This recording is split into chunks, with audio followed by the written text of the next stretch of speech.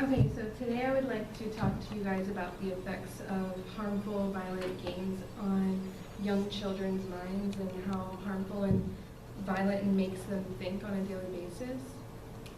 So to get into it, basically there's a few popular games that are violent, some that are not violent. There's a lot of them out there, but I'm just going to touch on The Sims, Call of Duty, and Grand Theft Auto.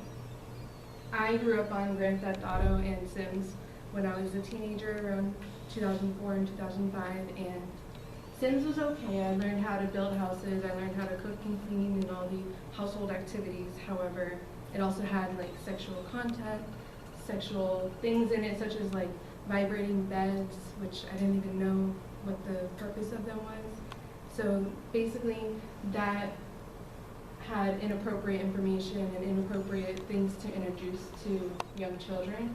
I've never played Call of Duty, so I don't know anything about like how to play the game, but I do know how violent it is, and it teaches people that killing random people is, an everyday type of thing for some people, and it basically shows them what a war zone is like and how deadly it is. The Grand Theft Auto was one of my favorite games, and it was a lot of violence, it was a lot of, there was criminal activity, there was a lot of like stealing, running people over for their money, prostitutes, a lot of gross things, and they lead to children doing things that they probably would have never done had they not played those games or experienced those violent acts. This little boy, he was 14 years old, his name was Callum, and he committed suicide right after playing Call of Duty, and he would play with his stepdad, and they would play like daily every night, and that was like their thing together. And as an adult, his stepdad okayed it and allowed him to play it.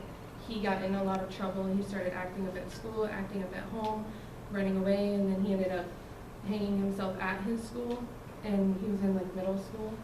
So they determined that he had played that game right before school and right before that ended up happening. This is the house where an 8-year-old boy shot and killed his caretaker, who was about 90 years old. Her name was Mary Smothers, and this was in Louisiana. And she was the primary caretaker, so basically like the grandmother, not family related or anything, and shot her point blank in the head, but said it was an accident, but they did determine it was targeted. He was only 8 years old, so he didn't go to jail, he didn't face any criminal charges or anything. He was involved in Call of Duty as well. And this was like his favorite thing to do every day, supposedly. So that was a linkage to the game and the violence that he experienced and the guns that were already in the household. A lot of the games say rated M for mature. However, the parents don't really monitor that when they should. It's your responsibility to keep your child safe and to make sure that your child is learning the appropriate, etiquette and behavior of an everyday person. And these are, they're fun games for some people. I mean, they were fun for me when I was a teenager, but they're unnecessary games. Like, you could play so many fun games on Wii's. You could play, Mario Kart, Mario Brothers, bowling. You can play all sorts of fun family games, but people choose violence as their their outreach. And in some ways, it satisfies their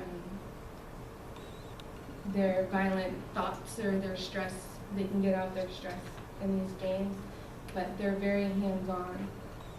The typical activities of the Sims game, from what I said, was like building, taking showers, using the restroom, cooking, cleaning, but then there was also like violence.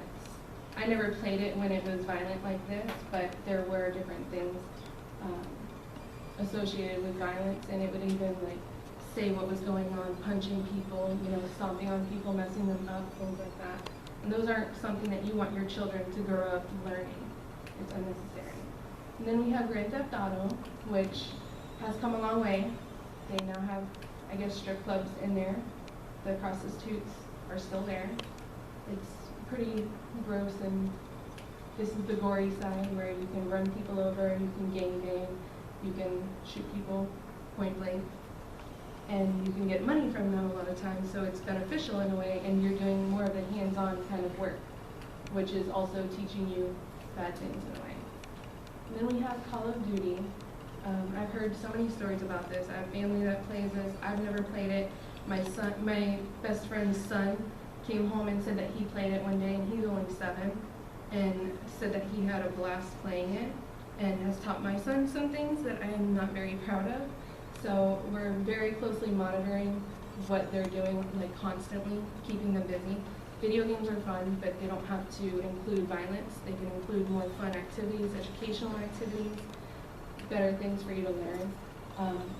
When I found out about that, I did Google Call of Duty, and these are some of the things that I saw. They're very gory, very detailed and specific.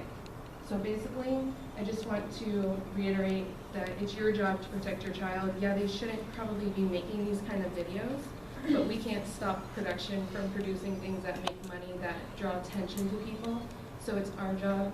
I know most of you guys probably don't have kids yet, or if you do, you know the importance of keeping them safe and sheltering them from the violence and from the dangers so that they can live, happy, healthy lives.